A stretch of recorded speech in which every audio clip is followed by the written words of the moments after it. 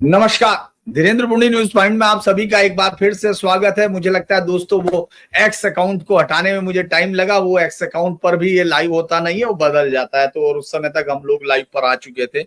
ये आपके साथ ओंकार सर को, और बहुत दिनों बाद जब से स्वस्थ होके लौटे, उसके बाद मैं बंगाल में था और सर अब आए हैं, तो हम लोग अब आज इस पर जुड़े हैं। सर, बंगाल में बड़ा दिलचस्प रहा कि ठीक है, ममता बनर्जी निकली नहीं, अलग अलग जगह पर उन्होंने अपने ही घर में रविंद्र जयंती मनाई, लेकिन उनके वकील जो हैं वो तमाम तरह पर हैं। और एक और बड़ी इंटरेस्टिंग चीज दिखाई देती है कि कल्याण बनर्जी जब कोलकाता में होते हैं तो वो देश के होम मिनिस्टर के सर पे और सब पे गुलाल लगाना चाहते हैं, धमकियां देते हैं पूरे देश को। मतलब कई बार तो लगता है कि ये आदमी सुप्रीम कोर्ट में जब जाता है तब मिमिक्री करता है, या सड़क पर आता है तब मिमिक्री करता है, क्योंकि उस आदमी को पहचानना बहुत मुश्किल है।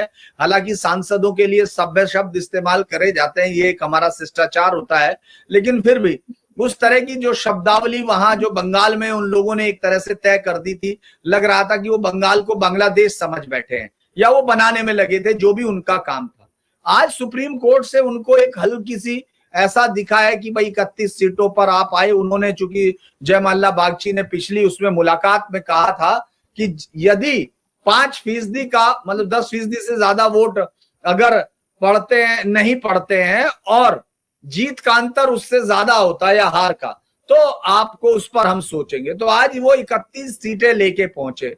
207 सीटों में से 31 सीट लेके पहुंच के भी उनको लगता है कि वो बदलाव, और मैं ये नहीं कह रहा कि वहां क्या हुआ हो, क्योंकि वो तो दूध का दूध पानी का पानी हुआ। जहां एसआईआर हुआ, उनके वकील वैसे ही मुझे लगता है सुप्रीम कोर्ट में धज्जियां उड़ा देंगे जो बीजेपी की तरफ से या देश के जो चुनाव आयोग के होंगे, क्योंकि जो एसआईआर की सबसे ज्यादा अफेक्टेड सीट है वो तो टीएमसी को मिली है। तो ये यहाँ झूठ का बादल लेके पहुंचे हैं। वो क्या लगता है सर आपको? पहले तो इस पर और फिर उस लास्ट सेंटेंस जो अभी अभी आपने कहा है वहीं से शुरू करते हैं। जो सबसे ज्यादा मतदाता जिन सीटों पर कटे हैं वो तो टीएमसी को गई हैं। तो किस तर्क के साथ ये सुप्रीम कोर्ट में इन 31 सीटों का रोना रोएंगे? सवाल तो ये है ना। और मेरा कहना ये है कि जो 27 लाख जिनका स्यापा हो रहा है, जिनको लेकर के ये छाती कूटी जा रही है कि साहब 27 लाख मतदाता जो वंचित कर दिए गए, किसने वंचित किए हैं ये अपने आप में प्रश्न चिन्ह है। पर वो 27 के 27 लाख क्या टीएमसी के मतदाता थे? इस बात की गारंटी कैसे ले सकते हैं ये? और जिस तरह का बदलाव इस बार पश्चिम बंगाल में देखने को मिला है, और निर्णायक जो लोगों ने जनादेश दिया है, 206-7 सीटें आप भारतीय जनता पार्टी को दे रहे हैं, 81 सीटें उस पर जो है ये टीएमसी लटक करके रह गई है। तो इसमें इस तरह के दावे करना कि साहब जीत का अंतर बस उतना ही था जितने के वोट कास्ट नहीं हो पाए, 27 लाख का ये रोना रोते हैं। अब सुप्रीम कोर्ट ने जिस भी मेरिट पे इनकी याचिका को स्वीकार कर लिया कि ठीक है सुनवाई कर लेते हैं, लेकिन कैसे साबित करेंगे? कोई आधार है क्या? और इस तरह से तो बहुत सारी ऐसी सीटें टीएमसी ने जीती होंगी जिनको लेकर के भारतीय जनता पार्टी या उनकी तरफ से उनके वकील साहिबान जो हैं वो सुप्रीम कोर्ट में जब सुनवाई शुरू होगी तो उनको सामने रख सकते हैं। उसका क्या जवाब देगी टीएमसी? एक्चुअल में क्या है कि अभी कुछ समय ये खेल चलेगा, क्योंकि ताजा ताजा जख्म है, गहरी चोट है, जख्म भरने में भी समय लगता है, और जो टीस है उसमें रोने का हक तो आप सामने वाले को देंगे ही, जिसकी जनता ने इतनी बड़ी पिटाई कर दी है। तो अब ये रोने का मुझे लगता है कि समय है टीएमसी के पास, तो रोएंगे, स्यापा करेंगे जी। मैं दरअसल दर्शकों को पूरा डिटेल बता दूं। पहले खबर का हुआ क्या है कि सुप्रीम कोर्ट ने 13 अप्रैल को जब एक सुनवाई हुई थी, तो उसमें जयमाला बागची ने कहा था, जो जस्टिस जयमाला बागची है, उन्होंने कहा था कि अगर जब तक बहुत बड़ी संख्या में वोटरों को बाहर नहीं किया जाता और उसके आधार पर चुनाव रिजल्ट में कोई अंतर बहुत बड़ा नहीं आता, तब तक हम लोग इस पर दखल नहीं देंगे, चुनाव नतीजों पर दखल नहीं देंगे। कल्याण बनर्जी जंगीपाड़ा की एक सीट को लेकर पहुंचे। जंगीपाड़ा सीट पर बहुत टफ मुकाबला था। वहां जो उनके सबसे ज्यादा सॉलिड वोट बैंक है, क्योंकि अब तो पूरे देश में मुस्लिम जो वोट बैंक है वो विपक्ष के पास वही रह गया। अलग अलग राज्यों में अलग अलग पार्टी सिर्फ मुस्लिम लीग का एक नुमाइंदा बन के रह गई है। ये लगता ही नहीं है कि उनको हिंदू वोटर्स से उनको लगाव है या हिंदू वोटर अब उनकी तरफ देखता है। तो वो जो लेके पहुंचे, उन्होंने कहा कि हाल ही में पश्चिम बंगाल स्पेशल इंटेंसिव रिवीजन के दौरान जीतने वाले बीजेपी उम्मीदवार और हारने वाले टीएमसी उम्मीदवार के बीच वोटों के अंतर से ज्यादा था जो एसआईआर में हटाए गए नाम है। आज सीनियर एडवोकेट कल्याण बनर्जी ने ये बात कही, चीफ जस्टिस और उस पर सुनवाई कर रहे थे जो एसआईआर पर चल रही है। ये एक कंटिन्यूएशन की सुनवाई है, इसमें हालांकि इसमें कुछ हुआ नहीं है। उसमें उन्होंने सिर्फ ये कहा है कि आप इस पर एक अलग से वो डाल सकते हैं, तो याचिका अलग होगी, उस पर होगी। लेकिन अपनी दलीलों में जो वो बताना चाह रहे थे, जंगीपाड़ा के नतीजा जहां बीजेपी के प्रसेनजीत जो थे उन्होंने टीएमसी के नेता स्नेहाशीष चक्रवर्ती को 862 वोटों से हराया। एसआईआर की वजह से वहां महज 5000 नाम कटे, महज 5000। चूंकि 862 के हिसाब से वो नाम जो है बैठते हैं कि आप कह सकते हैं कि साहब हमारी वजह से इतना हुआ। सीनियर वकील ने ऐसे मामले जहां बड़े पैमाने पर वोटरों के नाम हटाए जाने की वजह से चुनाव नतीजों पर असर पड़ा है, उन्हें अभी ट्रिब्यूनल के सामने, यानी अपीलिएट जो ट्रिब्यूनल है जिसमें एसआईआर लॉजिकल डिस्क्रिपेंसीज के केस जिनका जिक्र अभी ओंकार सर कर रहे थे, 27 लाख जो पेंडिंग केसेस का है, उनके सामने उन्होंने कहा कि अभी वहां वो पेंडिंग है और ये सब जीत हार का अंतर आ गया। बनर्जी ने कहा कि मेरे उम्मीदवार तो 862 वोटों से हार गए लेकिन 5500 नाम हटे। इस पर कोर्ट ने कहा कि अगर वोटों का अंतर हटाए गए नामों की संख्या से कम है तो ये कोर्ट इस मामले को दिखाई देगा, लेकिन उठाएगा, इस मामले को देखेगा, लेकिन चुनाव नतीजों से जुड़े मुद्दे को उठाने के लिए अलग एप्लीकेशन दाखिल करनी है। वो कहते हैं आप नतीजे नामों को हटाए जाने वगैरह के बारे में जो भी कुछ कहना चाहते हैं उसके लिए आप एक इंटरलोक्यूटरी एप्लीकेशन यानी अलग से आइए दाखिल करनी होती है, वो कीजिए। और तब जयमाला बागची ने कहा था कि यही जयमाला बागची जस्टिस है, उन्होंने ही कहा था कि 13 अप्रैल को जब बहुत बड़ी संख्या में वोटरों को बाहर नहीं किया जाता तब तक नहीं देंगे। अगर 10% लोग वोट नहीं डालते हैं और जीत का अंतर 10% से ज्यादा है और अगर ये 5% से कम है तो हम इस पर सोच समझकर फैसला लेना होगा। ये पहली बात है। और मुझे लगता है कि ये ना सोचे कि जो लोग हैं उनको बाहर कर दिया गया। उस समय उन्होंने ये कहा था 31 सीटों पर बीजेपी की जीत का अंतर हटाए गए वोटों से कम है। तो सुप्रीम कोर्ट के में टीएमसी के वकील ने कहा है कि एसआईआर को लेकर वो अलग से दाखिल करेंगे। अब मैं ये नहीं समझ पा रहा हूं कि 31 सीटों पर चुनाव दोबारा होने के लिए बात करेंगे या वो ये कहेंगे कि साहब ये जो अंतर है इसकी सुनवाई दोबारा हो। ये बड़ा दिलचस्प होगा। तो मुझे लगता है कि हम जो ये कहें जिस तरह से, सर आपको क्या लगता है, जो आपने सही कहा, जो रोना है जो गाना है ये तो चलता रहेगा, लेकिन हम इसको अगर देखें इस पूरे चुनाव के बाद, चूंकि आपसे बात ही अभी हो रही है, आपको लगता है, अच्छा वीडियो फ्रीज हो रहा है अभी दोस्तों, अभी फ्रीज हो रहा है, मुझे लगता है अभी तो ठीक था वीडियो। सर मेरा ठीक आ रहा है? आवाज क्लियर है, कभी कभी फ्रीज हो रहा है, आवाज क्लियर है। तो वो मैं जिस तरह से देख रहा हूं, ये ममता बनर्जी अब शायद बाहर निकल पाए, अब शायद बोल पाए, क्योंकि उस दिन से तो वो अपने घर के बाहर से नहीं निकली है। अभी तक का जो बंगाल का इतिहास है, सिद्धार्थ शंकर रे से लेकर के बुद्धदेव भट्टाचार्य तक, हारने के बाद कोई बाहर तो आया नहीं है। बुद्धदेव भट्टाचार्य किसी एक प्रोग्राम में अपीयर हुए थे, दिखाई दिए थे, 2019 के एक प्रोग्राम में गए थे वो। 2019 को एक प्रोग्राम हुआ था और उसमें भी नाक में वो लगा के गए थे ऑक्सीजन सिलेंडर और स्टेज पर नहीं चढ़ पाए थे। हाँ, तो अभी तक का तो यही इतिहास है। दूसरी बात ये है धीरेन्द्र जी, जनता के द्वारा आपको बहुत बुरी तरह से नकारा गया है। लेकिन हमारे आज के विपक्ष और विपक्ष के नेताओं की सबसे बड़ी परेशानी ये है कि सच को स्वीकार करने को तैयार नहीं है। यही हाल तो राहुल गांधी का है। राज्य दर राज्य आप ठुकराए जा रहे हैं, जनता आपको रिजेक्ट कर रही है, आपको हरा रही है, और आप लगातार बहानेबाजी में उलझे हुए हैं, कानूनी लड़ाई में उलझे हुए हैं, पॉइंटर बना करके लंबी लंबी प्रेस कॉन्फ्रेंस करते हैं, केवल और केवल इसलिए कि आप अपने समर्थकों को, कार्यकर्ताओं को और नेताओं को एक वहम में रखना चाहते हैं, भ्रम की स्थिति में रखना चाहते हैं कि आपकी वजह से पार्टी नहीं हार रही है, बल्कि चुनाव आयोग की वजह से हार रही है, या कोई तथाकथित नेक्सस है उसकी वजह से हार रही है, या आपके साथ, आपकी पार्टी के साथ कोई बड़ा फ्रॉड हो गया है इसकी वजह से हार रही है। मतलब आप में सुरखाब के पर लगे हैं, आप नहीं हार रहे हैं, साजिशों की वजह से आपको हराया गया है। वैसा ही कुछ स्वांग इस समय ममता बनर्जी रचती हुई दिखाई दे रही हैं।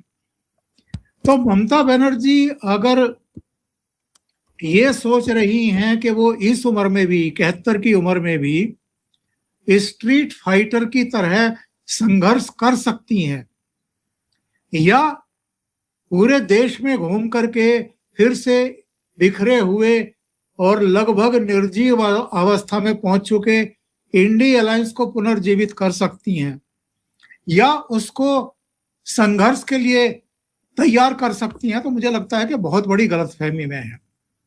कौन एक्सेप्ट करेगा ममता बनर्जी के नेतृत्व को? आप अभी अभी जनता के द्वारा ठुकराई गई हैं।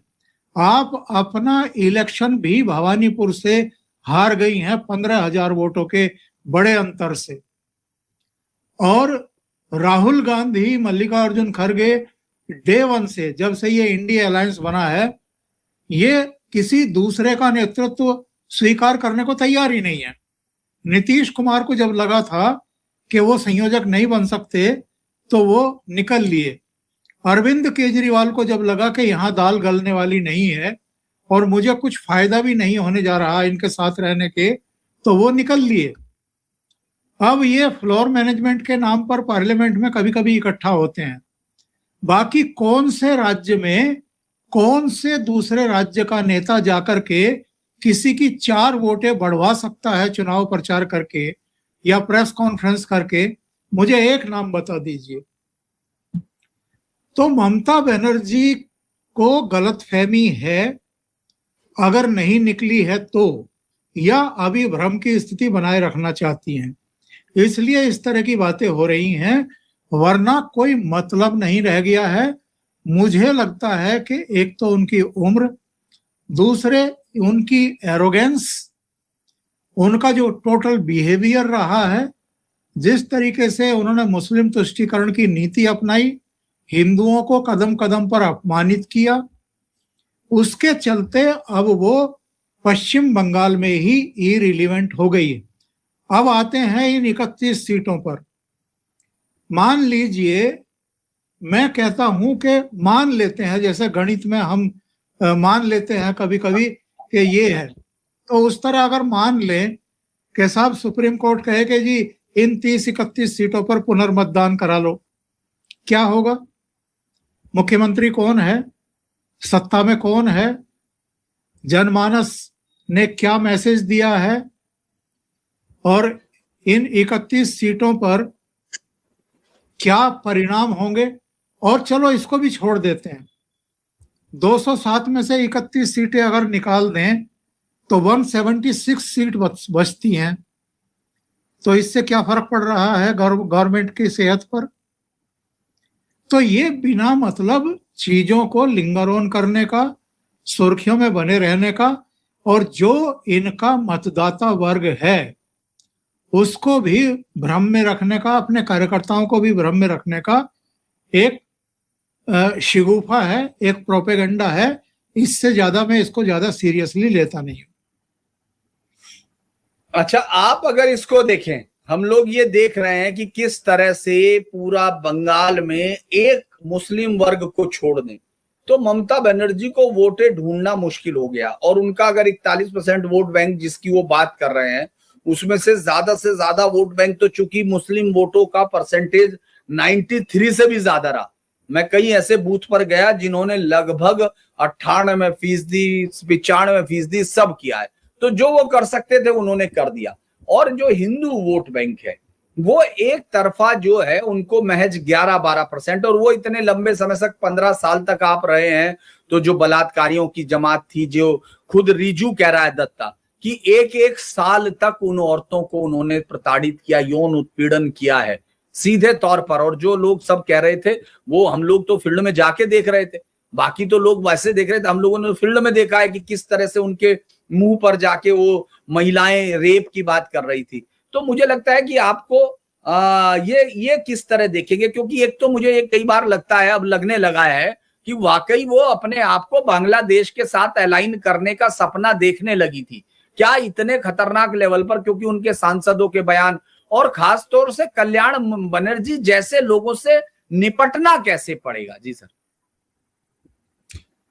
देखिए, कल्याण बनर्जी का नाम आपने शुरू में भी लिया था और तब भी मैं उस पर टिप्पणी करना चाहता था, लेकिन चलिए आपने फिर से ये याद दिला दिया। कल्याण बनर्जी टीएमसी के जो न्यूसेंस हैं उनमें से एक हैं। हमने इनको राज्यसभा में भी देखा है, जब जगदीप धनखड़ सभापति हुआ करते थे कितने अपमानजनक हालात पैदा करने की कोशिश करते थे उनके सामने। ये और डेरेक ओब्रायन, ये दो टीएमसी के मेंबर ऑफ पार्लियामेंट रहे हैं राज्यसभा में, जिन्होंने जगदीप धनखड़ को बहुत अपमानित करने की कोशिश की। और हमें नहीं भूलना चाहिए कि यही कल्याण बनर्जी मकर द्वार पर खड़े होकर के जगदीप धनखड़ साहब की बॉडी शेम करने की कोशिश कर रहे थे, उनकी मिमिक्री करते हुए। और राहुल गांधी इनके वीडियो बना करके मजे लेते हुए देखे गए थे, जिसको लेकर के सदन के भीतर जगदीप धनखड़ ने भी बहुत गहरी नाराजगी जाहिर की थी और दिग्विजय सिंह को इंगित करते हुए कहा था कि आपके नेता जो लोकसभा में नेता प्रतिपक्ष हैं उनसे मैं ऐसी उम्मीद नहीं करता कि कोई इस तरह की हरकत कर रहा हो और आपका नेता उसकी वीडियो बना रहा हो और मजे ले रहा हो। नेता प्रतिपक्ष के पद का जो एक गरिमा और मर्यादा होती है, उसको जितना नुकसान राहुल गांधी ने पहुंचाया है किसी ने नहीं पहुंचाया। लोकसभा में भी इनकी वो वीडियो क्लिप है जो सोशल मीडिया पर चलती रहती है कल्याण बनर्जी की, जिसमें ये दोनों हाथ ऊपर करके ऐसे उंगलियां करके खी खी खी खी खी खी खी इस तरीके से ये कर रहे हैं। और जो स्पीकर है, शायद स्पीकर नहीं थे, चेयर पर कोई और था, वो सिर्फ इनकी तरफ देख रहा है। तो ये नाटक नौटंकी सदन के भीतर और सदन के बाहर। और मुझे तो हैरत होती है कि ये बरसों बरस तक कोलकाता हाई कोर्ट में वकील रहे हैं और सुप्रीम कोर्ट में वकालत करते हैं।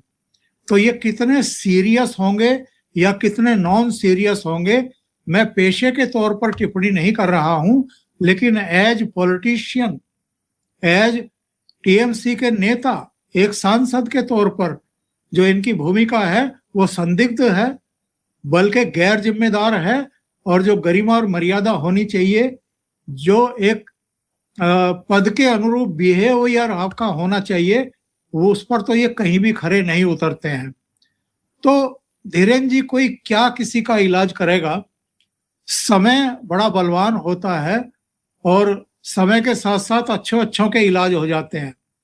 गुरूर तो रावण का नहीं रहा, ममता बनर्जी का भी नहीं रहा, अरविंद केजरीवाल का नहीं रहा, तो ये तो हैं किस खेत की मूली। आपकी आवाज नहीं आ रही है।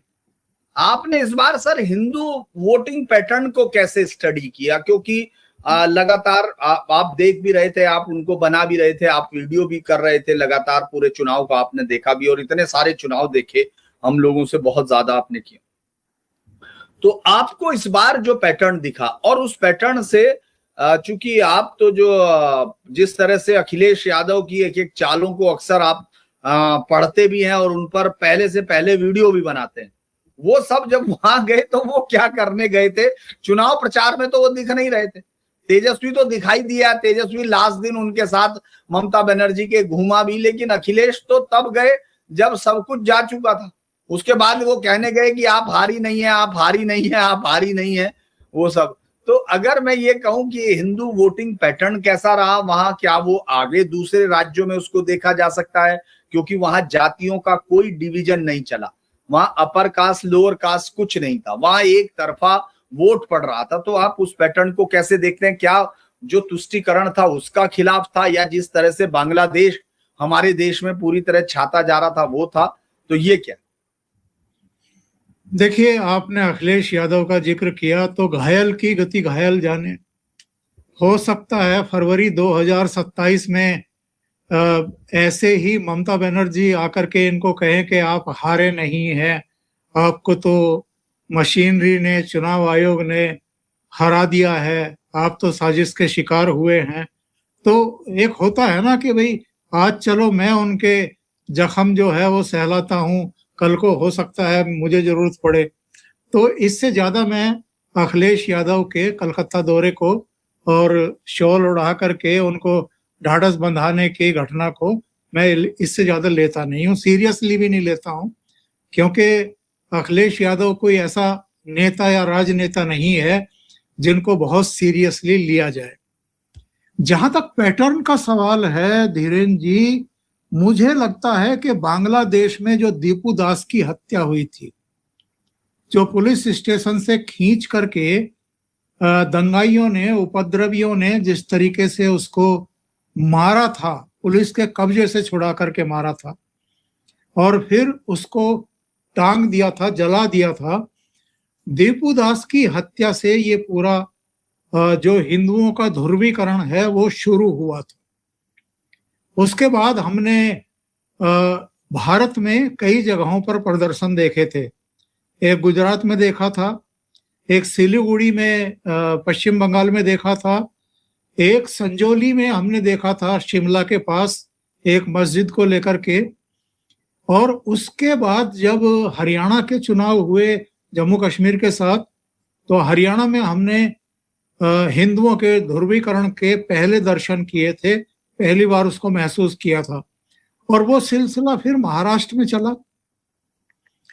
जिस लोकसभा चुनाव में इंडी गठबंधन को और एक निर्दलीय जो बसंत दादा पाटिल के पोते थे सांगली से लड़ रहे थे, तो 31 सीटें 48 में से इनके पास चली गई थी। इसके बावजूद विधानसभा चुनाव में भारतीय जनता पार्टी और उनके सहयोगियों का प्रचंड बहुमत मिलना, 200 से ज्यादा सीटें मिलना। फिर दिल्ली में 27 साल बाद भारतीय जनता पार्टी की वापसी, 15 साल शीला दीक्षित, उसके बाद करीब 13 साल, 12.5-13 साल अरविंद केजरीवाल का शासन। यहाँ की जनता जिस तरीके से एकत्र हुई, हिंदू जनता की बात कर रहा हूं, और बाकी भी, उन्होंने उठा करके अरविंद केजरीवाल को यमुना में फेंक दिया। खुद अरविंद केजरीवाल भी अपना चुनाव हारे, बुरी तरह इनके साथ ही हारे, सौरभ भारद्वाज से लेकर के मनीष सिसोदिया जितने लोग थे। और उसके बाद हमने फिर बंगाल में देखा, वहां भी हिंदुओं का ध्रुवीकरण हमने देखा। और अल्टीमेटली अभी बंगाल में देखा, जहां आप खुद 1-1.5 महीना लगा करके आए हैं, 10-12 दिन पहले लगा करके आए, और उसके बाद जब तक रिजल्ट नहीं आ गए तब तक वहां स्टे किया। आपने लोगों से बात की, अलग अलग जगहों पर जाके बात की। तो इससे ज्यादा प्रमाण कोई हो नहीं सकता जो हमें पश्चिम बंगाल में देखने को मिला। और एक बात और कहता हूं, अगर पश्चिम बंगाल में हिंदू इस बार भी नहीं जागते, एकत्र नहीं होते, उनका ध्रुवीकरण नहीं हुआ होता, तो इनकी सरकार को हिलाना बहुत मुश्किल था। कई स्तरों पर, कई चरणों में काम हुए हैं। जैसे SIR का काम कोई छोटा मोटा काम नहीं था, जिसको लेकर के इन्होंने बवाल किया था। सुप्रीम कोर्ट तक पहुंच गई थी, सीजेआई की कोर्ट में खड़े होकर के बहस कर रही थी। और बाद में उसके बहस करते हुए के फोटो बड़े बड़े पोस्टर बनवा करके बंगाल की अलग अलग जगहों पर, सड़कों पर इन्होंने कि मैं तो एसआईआर के लिए, जिनके नाम कटे हैं उनके लिए, देखिए सुप्रीम कोर्ट तक से जाकर के लड़ रही थी। इतने ड्रामे, और राहुल गांधी की तरह मुख्य चुनाव आयुक्त को गालियां देना, पूरी जो हमारी एक जो पूरी दुनिया में जिसकी स्वतंत्रता के, तटस्थता के, और जो एक साख बनी हुई है चुनाव आयोग की, उसको मिट्टी में मिलाने की कोशिश करना। तो ये सारी चीजें, ये सब हथकंडे केवल और केवल इसलिए कि उनको इस बात का एहसास हो गया था कि एसआईआर में 91 लाख नाम हट गए हैं। जो रोहिंग्याज थे, बांग्लादेशी थे, जिनको फर्जी तरीके से आधार कार्ड से लेकर के मतदाता पहचान पत्र, राशन कार्ड और तमाम सुविधाएं दे दी गई थी, वो अपनी जान बचा करके भागे हैं। उनको डर था कि कहीं उठा करके जेलों में ना डाल दिया जाए, क्योंकि इन्होंने ये कह दिया था कि ये एसआईआर नहीं हो रहा है, एनआरसी हो रहा है। तो लोग भाग गए थे। और जिनके एक्चुअल में नाम कटने चाहिए थे, जिनके 2 जगह नाम थे, या जो इस दुनिया में नहीं है, या जो अयोग्य थे, उनके नाम कटे, तो इनको पता था। और चुनाव आयोग ने जिस तरीके से केंद्रीय बलों की वहां पर तैनाती की और सीसीटीवी लगा दिए और वेबकास्टिंग हो गई मतदान के दिन, तो इनके पास कोई भी चारा बचा नहीं था। चुनाव पूर्व हिंसा में ही 25-30 लोगों की जानें चली जाती थी। कोई पेड़ों पर लटका मिल रहा है, किसी के घर में घुस करके मार दिया, कोई बाहर गया, जंगल गया तो वहां पर उसकी हत्या कर दी गई।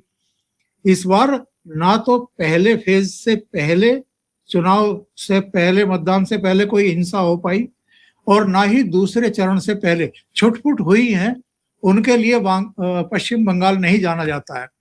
पश्चिम बंगाल तो बहुत हिंसा के लिए बदनाम रहा है। तो इस बार इनकी चली नहीं, और हिंदुओं के ध्रुवीकरण ने और भारतीय जनता पार्टी के हर स्तर पर संघ परिवार के व्यापक जनसंपर्क ने जो है एक बड़ा अंतर कर दिया। ये मैं इसके पश्चिम बंगाल के चुनाव परिणाम की प्रमुख वजह मानता हूं। अगर हम ये देखें कि जिस तरह से वहां हिंदुओं ने तमाम तरह से वोट, और ये बात सही है आपकी कि अगर इस बार वो नहीं आती तो बहुत मुश्किल होता, क्योंकि जिस तरह से पागलपन के लेवल तक चला जा चुका था अभिषेक बनर्जी, और वो सांसद है, ये इस देश के लिए या संसद के लिए ये सोचने की जरूरत है। आज नहीं तो कल ये सोचेंगे, अगर ये देश को इस तरह से अगर चलाना होगा, इस देश को रखना है, क्योंकि ये लोगों को तय करना होगा कि जो आदमी केंद्रीय सरकार को चुनौती देता हो, जिस आदमी ने इस राज्य में सुरक्षा के न चलने दिया हो, जिसने बीएनएस ने चलने दिया हो, जिन्होंने केंद्रीय वो नहीं करने दिया हो। मैं मान लेता हूं, चलिए हम लोग ये भी मान सकते हैं कि चलिए ठीक है, आपकी विचारधारा हो सकती है, लेकिन आप केंद्रीय सरकार को चुनौती देंगे।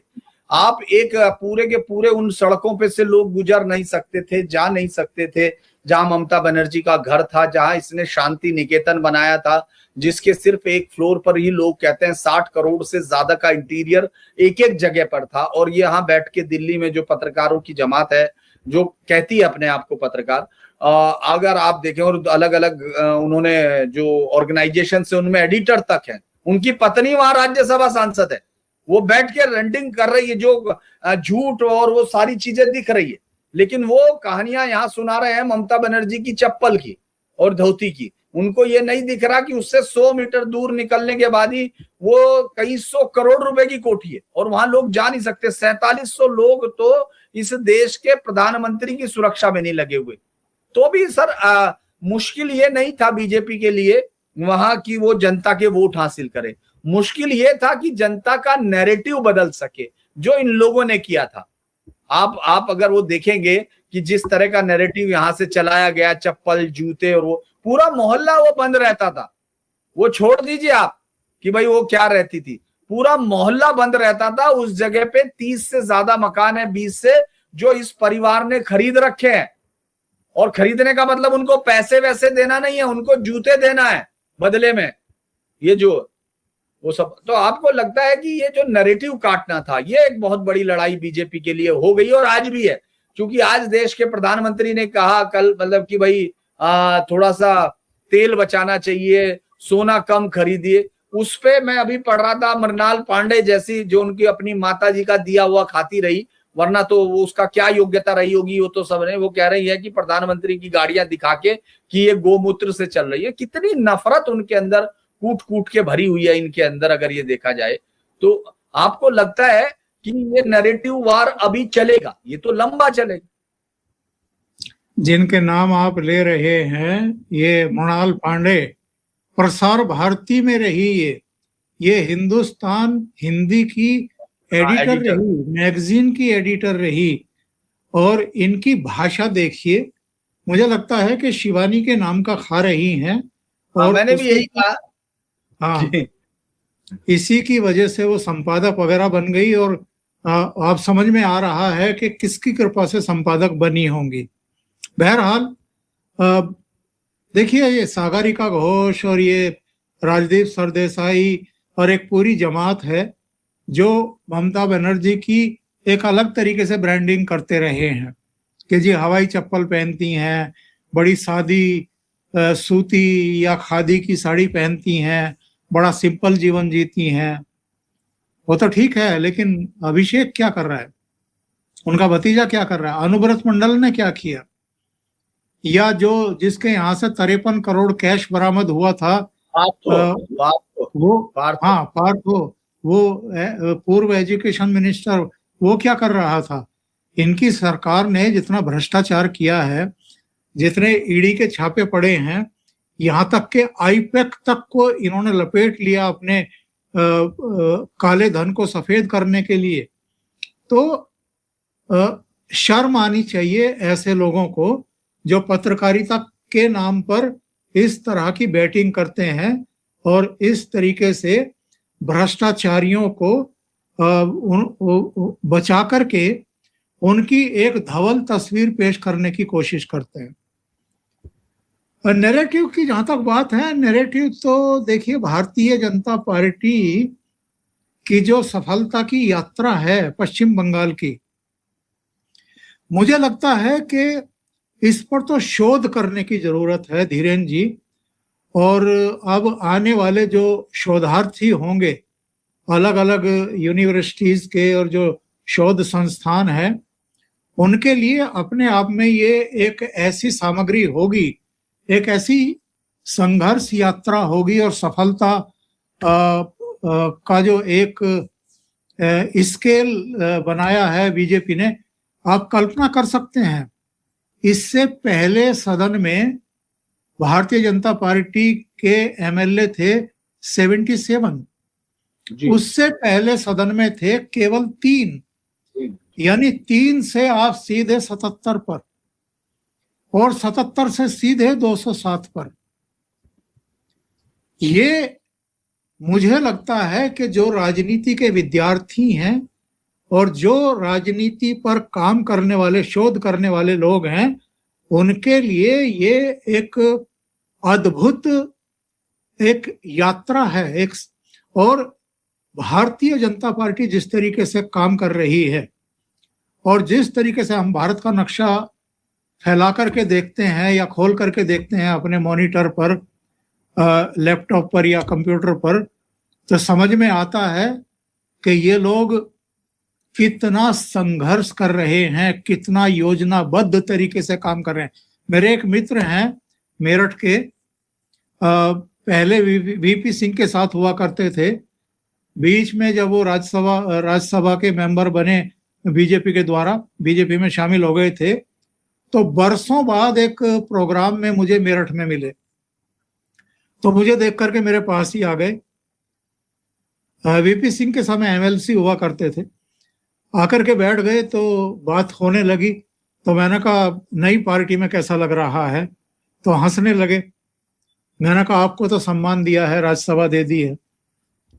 तो कहने लगा कि राज्यसभा दे दी, सम्मान दिया, ये तो बिल्कुल ठीक है, लेकिन ओंकार जी ये दौड़ाते बहुत हैं, इतना काम कराते हैं, इतना टास्क देते हैं, और ना तो रिश्तेदारों के लिए टाइम है, ना घर वालों के लिए टाइम है। तो आप ये मतलब समझिए कि एक राज्यसभा का मेंबर ये कह रहा है कि यार ये दौड़ाते बहुत हैं, काम बहुत लेते हैं, टास्क बहुत देते हैं। तो निचले स्तर से लेकर के और टॉप लेवल तक, यहां तक के खुद प्रधानमंत्री नरेंद्र मोदी और गृह मंत्री अमित शाह किस तरीके से काम करते हैं।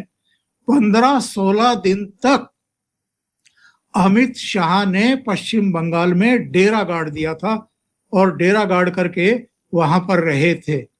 ऐसे ही चुनाव जीते जाते हैं।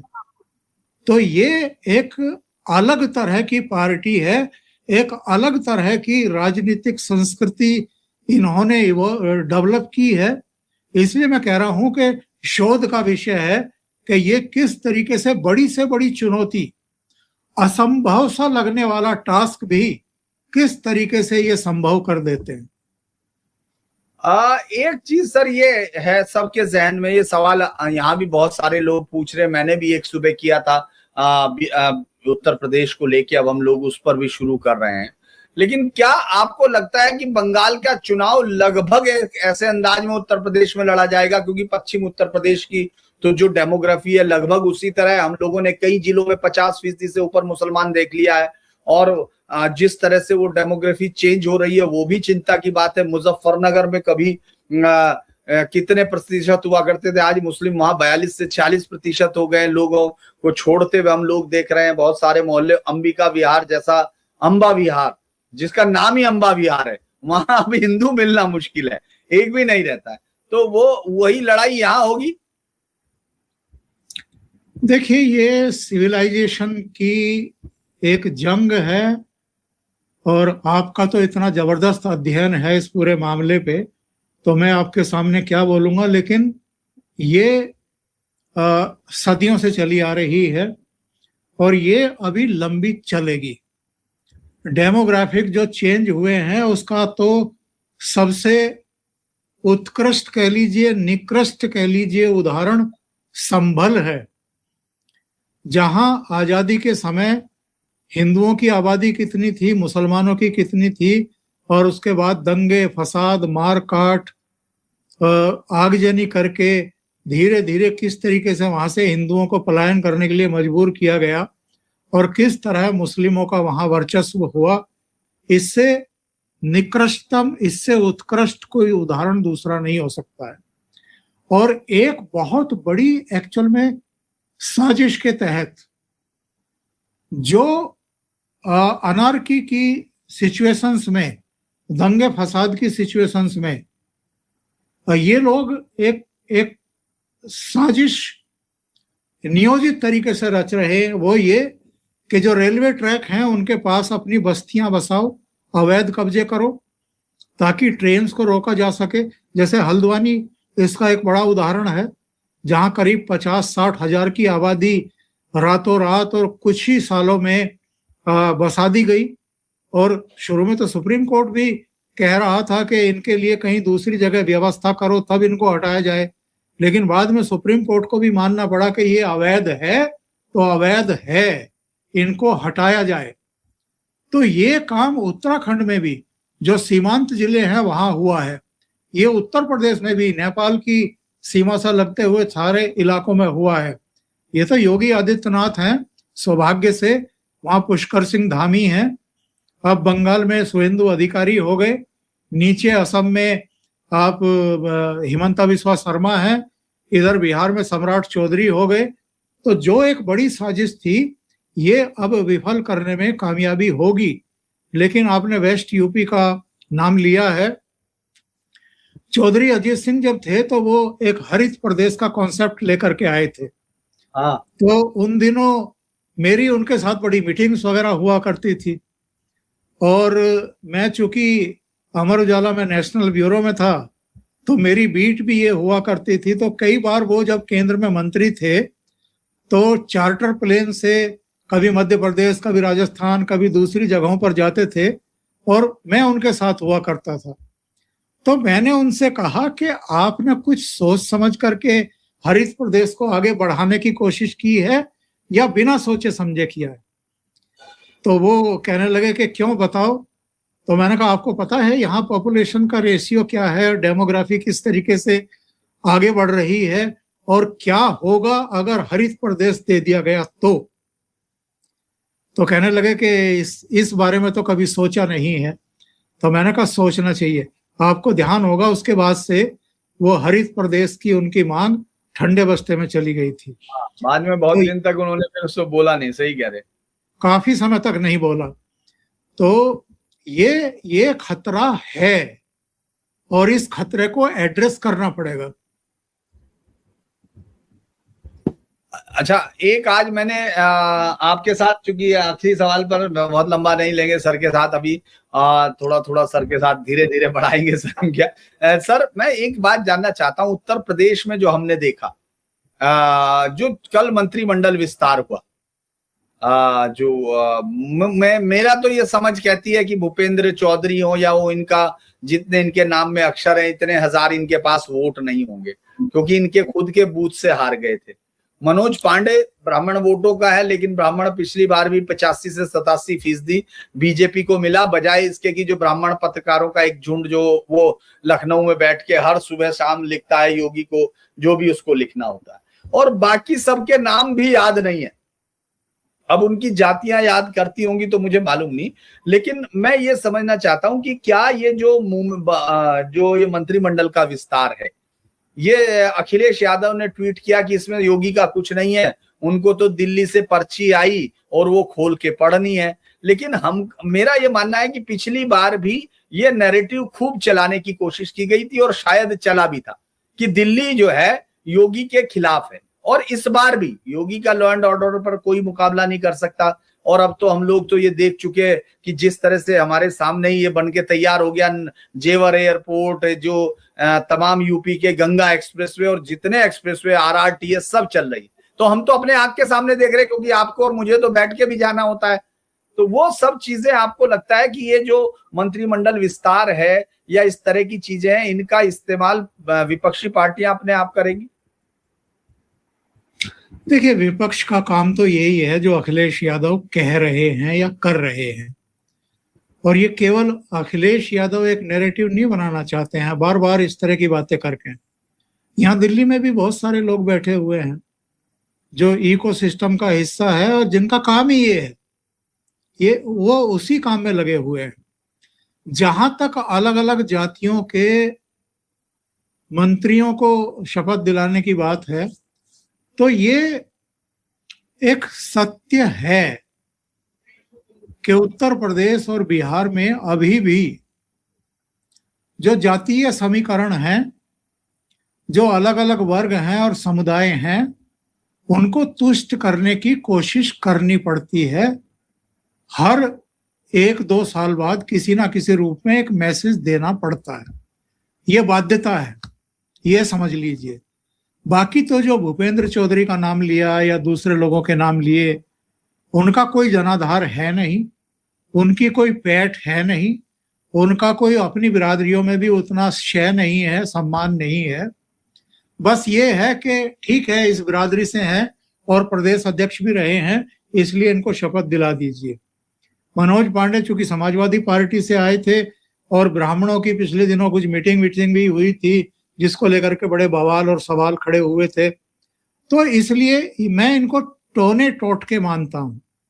बाकी इन सब चीजों से ना तो अब वोट मिलते हैं, एक परसेप्शन आप क्रिएट कर सकते हो, बस छोटा सा संदेश दे सकते हो।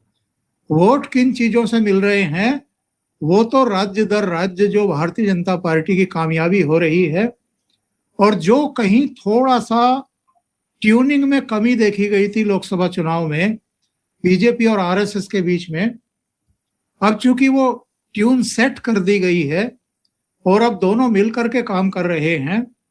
और जो बार बार हम बताने की कोशिश कर रहे हैं कि दीपू दास की हत्या और क्रूरता के साथ उसको जलाए जाने की घटना के बाद से पश्चिम बंगाल में भी हिंदुओं का ध्रुवीकरण हुआ, पूरे देश में हिंदुओं का ध्रुवीकरण हुआ है।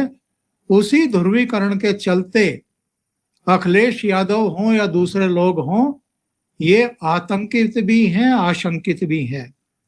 और यही हाल, बल्कि दुर्दशा जो है वो विपक्षियों की हो रही है, क्योंकि अखिलेश यादव आज तक भी रामलला के दर्शन करने नहीं गए, नए बने राम मंदिर में मत्था टेकने या पूजा अर्चना करने के लिए नहीं गए। तो ये जिस तरह की राजनीति कर रहे हैं, इनकी समझ में जल्दी ही आ जाएगी कि वो राजनीति अप्रासंगिक हो चुकी है। हिंदू कोटि कोटि सनातनी जाग चुका है और वो ध्रुवीकृत हो चुका है पूरी तरीके से। तो धन्यवाद सर, आपका बहुत लंबा समय दिया। हालांकि मैं सोच रहा था सर का, लेकिन सर की आवाज और सर के स्वास्थ्य से मैं बहुत खुश हूं, तो मैंने कहा चलो सर का मैं थोड़ा सा ज्यादा दोहन कर लेता हूं दर्शकों के लिए। लेकिन वो विजय कालिका जी 3 लोगों को उसमें किया है, मौर्य है, एक सिंह और एक और मिश्रा जी, तीनों को लेके आए हैं। मतलब वहां से लेके गए हैं, यूपी से अलग अलग जगह के हैं और उनको पेश किया गया है। लेकिन सवाल उन शूटर का नहीं है, उंगलियों का कोई कीमत नहीं होती, पीछे का दिमाग कौन है उसको ढूंढा जाना है, तो वो जरूर पकड़ा जाएगा। तो सर आप जुड़े उसके लिए बहुत बहुत धन्यवाद। और मैं और तमाम लोग जो हैं वो सब लोग खुश हैं कि आप स्वस्थ हैं, और पूरी तरह से बहुत सारों ने लिखा कि आज सर तो बिल्कुल फायर होके बोल रहे हैं। तो मुझे लगता है कि धन्यवाद आपका और तमाम लोगों का बहुत बहुत। सर आप जुड़े उसके लिए नमस्कार, आपका दिन शुभ सर।